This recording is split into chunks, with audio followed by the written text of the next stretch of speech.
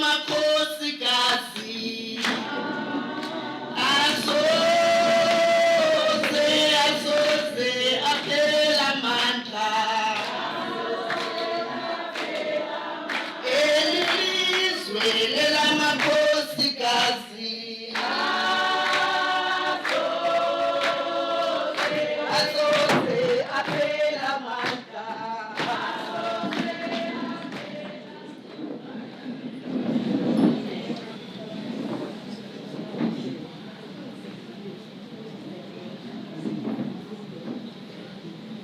Colleagues, Chairperson, Deputy President, Doctor, I'm calling you colleagues, and you'll understand as I continue with my speech why I call you colleagues. I've been requested to reflect on democratic policing in Africa. There's a reason for this, but I do have a perspective on it. We know that for centuries, policing was an antithesis of democracy in Africa. Everything that was democratic, everything was associated with freedom was suppressed violently in every corner of Africa. You can take the Algerian experiences, brutal, and come down to the south, all brutal. It is thus very important that we talk about police and democracy. Allow me to reflect on how police behaved in South Africa. A little bit, which is the experience of many African countries under colonialism, be it Portuguese, French, or English. Police was used to suppress freedom and democracy. In fact, to deny it. But before I proceed, let me take this opportunity and congratulate the International Association of Women Police for this important gathering to share experiences and exchange ideas. It's very touching to see people coming from Nigeria, Tanzania, Kenya, I understand tomorrow, South Africa. We all of the same womb, the African womb, if you never thought about it. Some of us want to take every opportunity to thank the African state for having given birth to us, to our democracy. Some of you don't appreciate how much we appreciate, and you can give yourself an applause. This is a very important program which you are embarking on, Director. Because these days, crime knows no boundaries. Crime is global. Whether you are talking about human trafficking, drug trafficking, money laundering, base erosion, and profit sharing, and so on and so forth. So fighting crime should also take an international character, and therefore we should all work together to fight that crime. Today we must celebrate women in police. The path that they have traversed has been long, difficult, and arduous. The resistance they have encountered in their quest for equal opportunity with their male counterparts has been very big and sometimes violent. This is a journey started by their first president, Madam Alice Stebbins, in 1915. The struggle for gender equity within the police should continue. We pledge our support because it is just and it is a just cause. As the song was saying, this is your world. Let it be your world indeed, not only in words. I want to pause for a moment and check whether you appreciate the burden that you carry for future generations. Do you see and recognize yourself as trailblazers, groundbreakers? Because that's what you are. Today we see increasing numbers of women in the police and police leadership. But you know the struggle to get there and to hold the respect of peers in a still male-dominated world. Your success will build the foundations for the future and open doors for other women joining the police services. So it is crucial that you set a solid platform from which others can build and use you as sources of references. Let me make a personal detour and experience. You'll understand why I said my colleagues. As you know that I'm practicing as a lawyer, and I was doing so before the dawn of democracy until today in South Africa. I was also a commander and freedom fighter from Kondo Sizwe. I was trained in East Germany. I don't know if some of you can still remember East Germany. It's no longer there. It was socialist, as opposed to West Germany. And I was trained there as a soldier, as a police officer, as an intelligence officer. As an intelligence officer, I was trained as a political leader. The communist school there. And you won't believe it, we had one handler, me and President Putin. He was just a colonel, a small colonel like that. We trained together. It tells you you also can rule a country. That put me in a direct contact and conflict with apartheid, my roles. I experienced firsthand what undemocratic policing is. I know what a police state looks like. I've lived through it. During my tenure at Mpumalanga province, I worked with Advocate Msebenza and the late Warrant Officer Mlapo under the banner of the Truth and Reconciliation to exhume freedom fighters, to exhume them from their graves, who were secretly brutally killed by FARC Plus police. FARC Plus is a farm out here where the hit squads used to camp and go out and kill people who fought for freedom. I recommended to our late president that we stop the exhumation of colleagues out of the graves. Because one day I went to Babaton Chair and I was shown we're exhuming one colleague. And I asked the police officers, whose graves are all these? He says, your own comrades. I don't know when you're going to finish exhuming them. That was just in one town. So I looked at the killing fields. I said, I am a realist, and I went to President Mandela. I said, it's not going to work. Let's find a formula of telling the National Executive Committee that we stop the exhumation and accept, in their own way, in a very serious political speech, the graves where they lie until today. It was my recommendation. We inherited a very racially divided South Africa, which you helped us come out of. When I entered the country from exile, I was one of the first 3 sent back to begin the negotiations. If you like, I was one of the founding fathers or the founding boys. When I entered the country from exile, my hidden concerns were about police misbehavior. I was privileged while in exile to be one of the trusted persons to question one Colonel Captain Derkutie. He was part of the killing squad. And we took him to Bulawayo for 14 days, and we said to him, you will tell us how the police are structured, how the army is structured, how you fight us, how you kill us. You will tell us. And he told us everything. Right? He was a commander. I had heard stories of police torture and killings of activists. I hope you have had your supper. They will tell us about how they used to kill an activist, put him on a big fire, this side make a fire, make barbecue, and drink a beer. So we'll ask the deputy, how did it feel like? Is it just a smell like a smell of any flesh? Imagine, I was asking him questions with my colleagues, and he tells us that. I mean, he told us about many matters, but this is what we inherited. I'm mentioning this example that a police force must never descend to that low level. You must never, you must vow never to succumb to those instincts of being a subhuman. You are the role model in your society.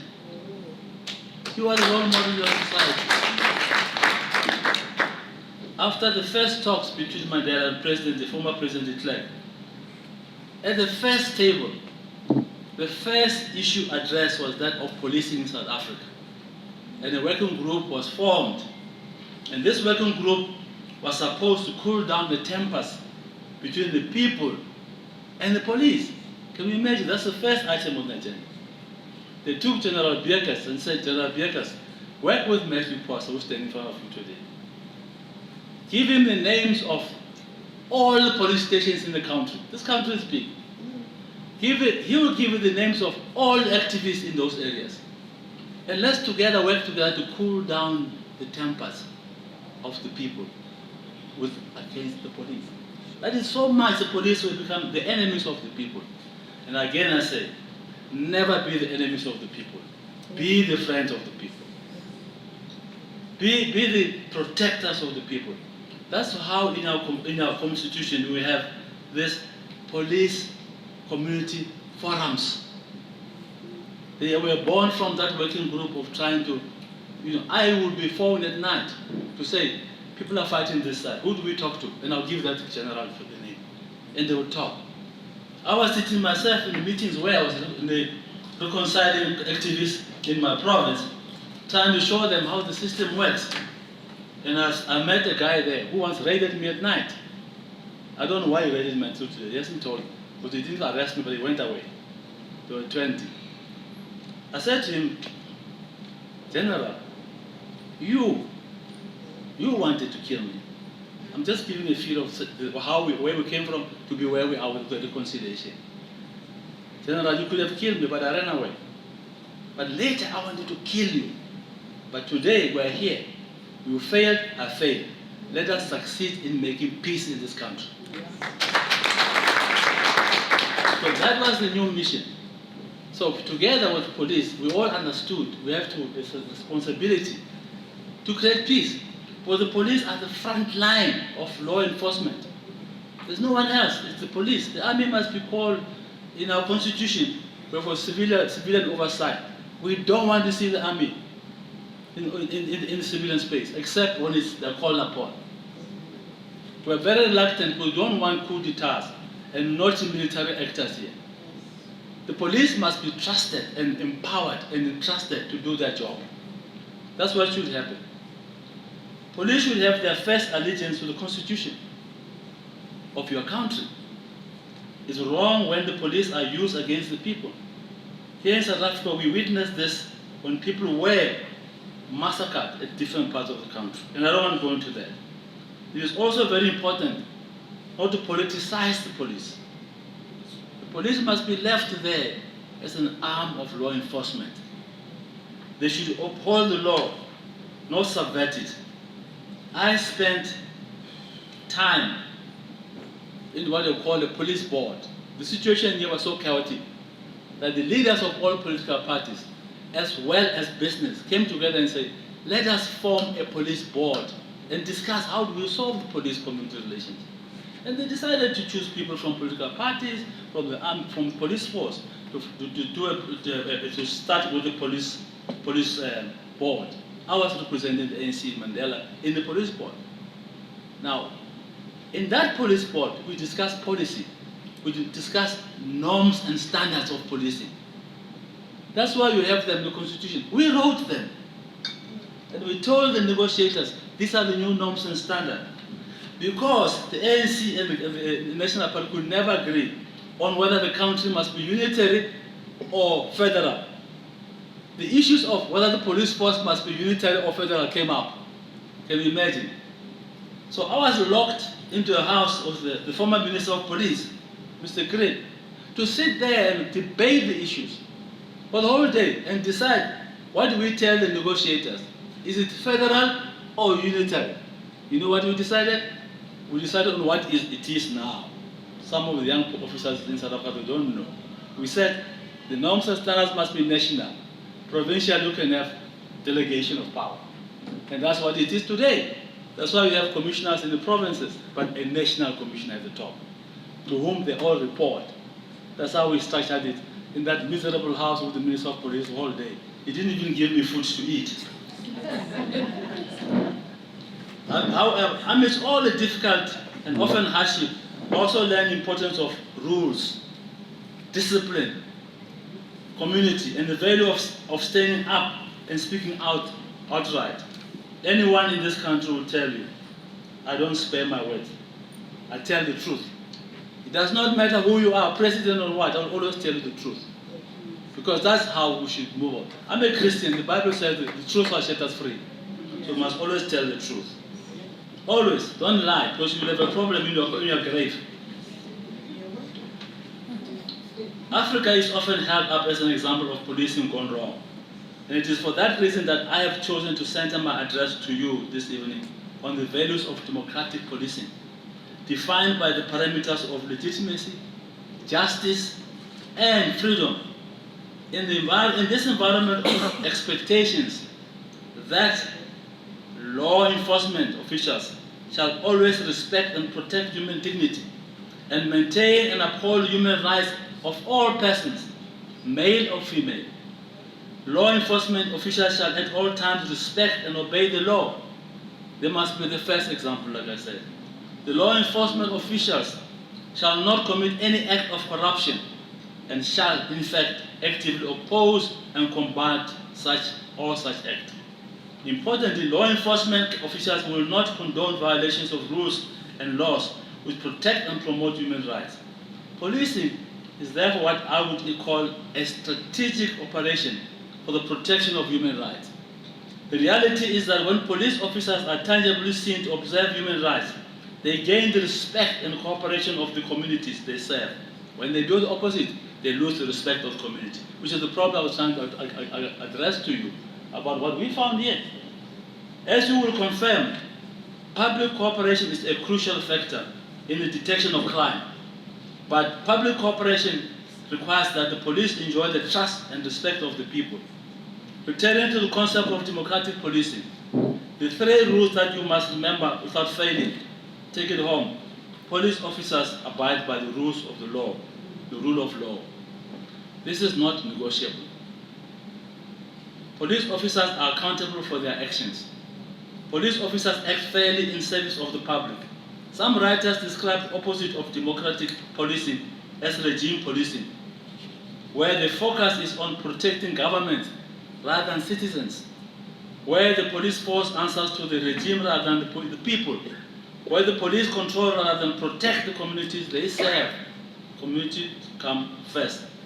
Where is your position? Where is your position on a scale of 1 to 10?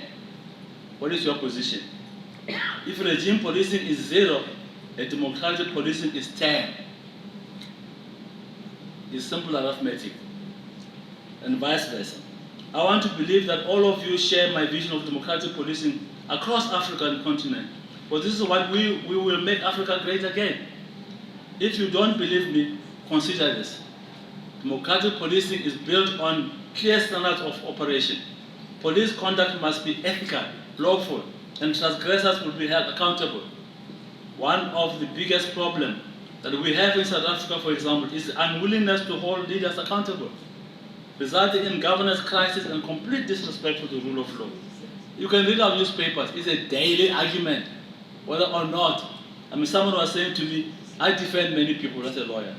Where the Communist Party made a statement, I've taken the judiciary today, but they don't agree with the judgment on Walus, the guy who killed Chris Hani, one of the greatest leaders in this country. I was saying to someone said, you see, South Africans only accept a judgment which favors them. If it doesn't favor them, they don't accept it. And then they attack the judiciary. You be the judge yourself. In the 2016 accountability survey, only 1% of the leaders surveyed were even satisfied with leadership accountability. In their assessment, people prefer the easy way out, hoping that someone else will deal with the problem. You cannot outsource a problem. You must deal with it. The police have exceptional powers to infringe fundamental rights, including the right to freedom. But don't do it. Don't do it.